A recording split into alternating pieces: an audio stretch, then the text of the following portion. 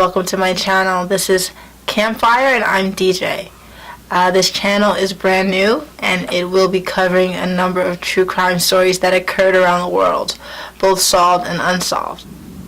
If you're a criminology fan like me and you find yourself fascinated by gruesome stories, then you are in the right place. There are other YouTube channels that cover similar content, but understand that true crime is pretty extensive, so there are thousands, if not several thousands of stories to cover. So I will always try to do something new and interesting for you guys. I'm also really excited to try out a paranormal segment, so look out for that later on in the series. Lastly, understand that these are tales of tragedy, not to be taken lightly for a mere amusement. I find that people, namely women, are super drawn to true crime because we're always actively seeking out insight about the human condition, and we look for information about what has happened and what can happen to people around the world. Lastly, this is not for the faint-hearted person, so if you are tuning in, just prepare yourself to hear a lot of disturbing details. So let's just get to it. The first case I'm going to cover is the strange murder of Arlis Perry. Now, as of June 2018, the case has been declared solved, but it actually remained a cold case for over 40 years. Arlis Perry was born on February 5th, 1955 in Emmons County, North Dakota, to a Jean and Marvin Dykema. Now, she was born and raised in the town of Bismarck and was described as a real small-town girl. She actually had never left her hometown until she actually married her high school sweetheart, whose name was Bruce D. Perry. She was a very sweet and sheltered girl, and actually after her death, her father Marvin was quoted as saying, "She had never been away from home. She trusted everybody." That was the problem right there. Now, Bruce and Arlis got married in August of 1974 when Arlis was just 19 years old. Bruce had been studying pre-med at Stanford University, so they moved on campus. They had a campus apartment at Quillen House in Escondido Village. And it was actually only 6 weeks later that Arlis was able to get a job as a receptionist at a local law firm in Palo Alto. So things were looking up for the young newlyweds. Unfortunately, their marital bliss would soon come to an end on the night of August 12th, 1974. Now, around 11:30 p.m., it seems that Bruce and Arlis got into an argument while walking towards a mailbox on campus. Arlis apparently had to mail out some letters. I'm not sure whether it was work or school related, but their argument was about tire pressure, is what I read in multiple sources, and I'm not exactly sure. It's a little confusing, but yeah, it says that they argued about tire pressure. Either way, it escalated enough where the couple decided to part ways, and Bruce went back to the apartment and Arlis went actually towards their local church. The name of the church that Arlis went to was Stanford Memorial Church. That was actually the campus church. And now I'm realizing the detail I said earlier might be false because it said that they moved to Palo Alto, but if they're on Stanford University's campus, then they're more than likely in Stanford. So, I mean, it's a minor detail, but I just had to say that. Now, it's not 100% clear why Arlis went to the church that night, because I believe it said in multiple sources actually that the church closed at midnight, and this was around 11:30, so I'm assuming if she was a regular churchgoer, which it seems like she was, people did describe her as being religious, that she would know that, but it seems like she went anyway, and she just went to go pray on it. Now, around 3 a.m., Bruce realized that Arlis hadn't arrived home yet, so he grew kind of worried, and he went out to find her. He drove towards the church and got there and realized the doors were locked, so he drove around campus for about an hour looking for her before he contacted the police. Stanford Church had a night watchman named Stephen Black Crawford, and he was a former Stanford police officer. There is another source that says his name is Stephen Blake Crawford, but that's also, again, a minor detail, just letting you know. Now, Stephen Crawford told them he had locked up around midnight and hadn't seen anybody around. And so they did basically search the perimeter, and they found nothing. So they continued to look for her. Now, this is where it gets strange. Around 5:40 a.m., Stephen Crawford once again contacts the police and lets them know that the west side door was open, but it appeared to be open from the inside. Now, Stephen claims around this time he entered the church and discovered Arlis's body. Arlis was found on her back with her legs spread wide open. It appeared that she had been beaten, and it was later confirmed in an autopsy that she was also choked. Now her arms were crossed over her chest, or rather placed over her chest. And here's where it gets weird. They found a 24-inch altar candle laying in between her breasts, and another 24-inch altar candle sticking outside of her vagina. Lastly, they found a 5.5-inch ice pick lodged firmly into her brain from behind her ear. Now, although she was sexually assaulted, it was later revealed through an autopsy report that she had not been raped. But they did find traces of semen DNA nearby on a kneeling pillow. Now, typically in cases like this where there is a major argument with a couple and someone ends up dead, they do always assume it's the spouse. So they did test this DNA alongside Bruce's, and it was not a match, so he was written off as a suspect. They also did find a partial handprint on the candles found on her body, but they were not able to match that to anyone. So if you were wondering if this case gets weirder, it keeps getting weirder. So in 2018, for some reason, they were able to make a connection between the DNA traces they had found back in 1974. And they made that connection to Stephen Black Crawford. Yes, that's right. That was the watchman who discovered her body. Now, I'm not sure why they were not able to make that link sooner than 40 years, but for some reason I guess they didn't have enough technology, and the case had been closed, so I guess they had to reopen it and try everything again. Now, what seemed to solidify Stephen Crawford as the murderer was that when the police actually reached out to him in 2018 for more DNA testing and a search warrant, he actually killed himself, which, that makes you look very guilty. And along with the DNA evidence they had, I guess they believed they had their guy. But here's why I don't think that Stephen Crawford was the only one who had something to do with this case. First things first, it appears that the day before Arlis was murdered, a man showed up to her job. He was described as being about 5'10". He wore blue jeans, a plaid shirt, and he had curly blonde hair. Coworkers report that Arlis seemed upset when this person arrived, and they assumed it was her husband, but later discovered it was not. Now, to this day, this person has never been identified. Police were able to find out, actually, that there were witnesses who saw Arlis that night. There were apparently 7 people in the church, 2 of which were Arlis and Stephen. And they were able to discover who most of those people are, all but one person. So there is one person who was never identified and never came forward to say that they were there. And this person is described as a man, about medium build, who was 5'10". Now, if you thought this couldn't get weirder, it does. Because it turns out that there was a very prominent investigative journalist named Maury Terry who covered this case. And he was able to find out from a lot of Bismarck residents, Bismarck being the hometown of Arlis Perry, that there was a lot of cult activity in her town. He actually believed it was a vengeful, sophisticated operation that started when Arlis was still living there and followed her all the way out west. Terry was actually able to get a quote from a local Bismarck dentist that stated, quote, "There were a lot of religious groups coming through town at the time.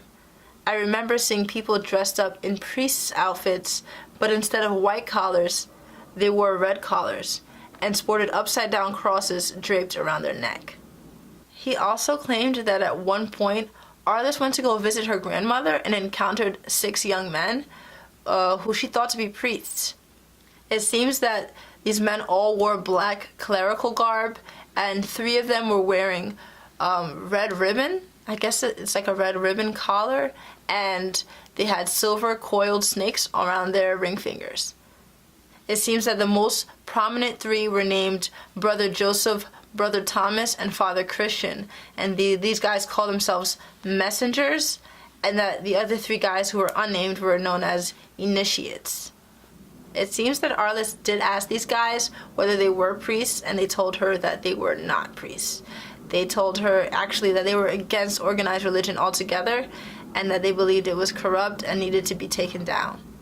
Like I said, Arlis was a simple religious girl, so apparently she might have had a problem with this, and she kind of started debating with them a little bit, and they invited her over their house to discuss this further. About a week later, when she went over their house, apparently like they had gone over a lot of their practices and their interpretations of the Bible, and she noted that they were very obsessed with the biblical apocalypse, and that they believed that both Satan and Christ were important because they had a dual role in the apocalypse and the end of mankind, and that they both needed to exist and they both needed to basically revisit the earth in order for this to happen.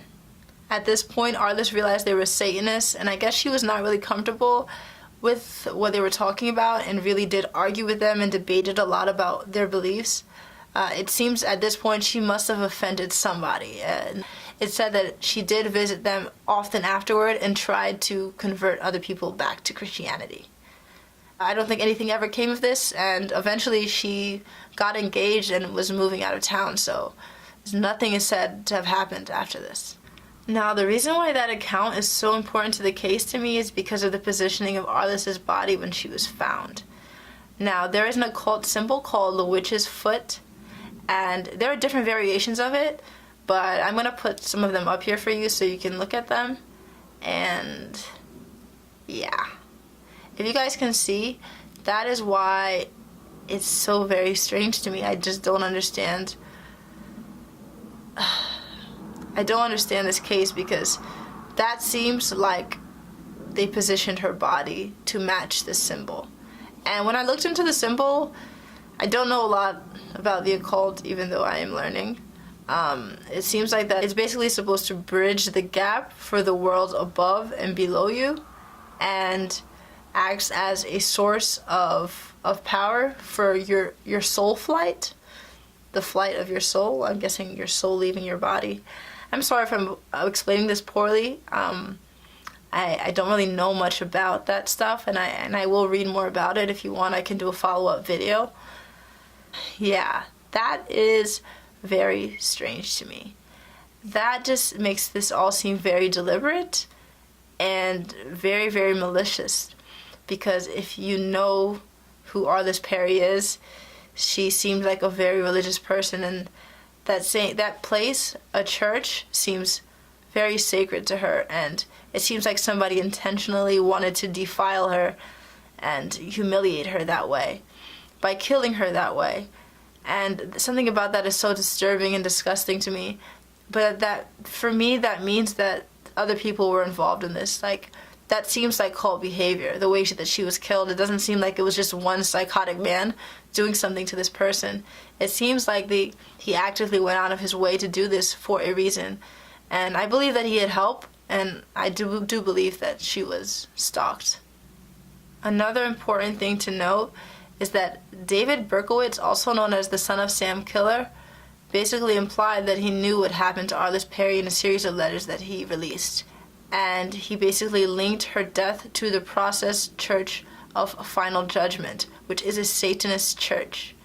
I also discovered that the father of Satanism and black magic is Aleister Crowley, and Arlis was actually murdered on his birthday, which makes it seem a little more ritualistic. So the actual quote pertaining to Arlis's death was written in 1979 by David Berkowitz, and it says, "Arlis Perry, hunted, stalked, and slain, followed to California, Stanford University."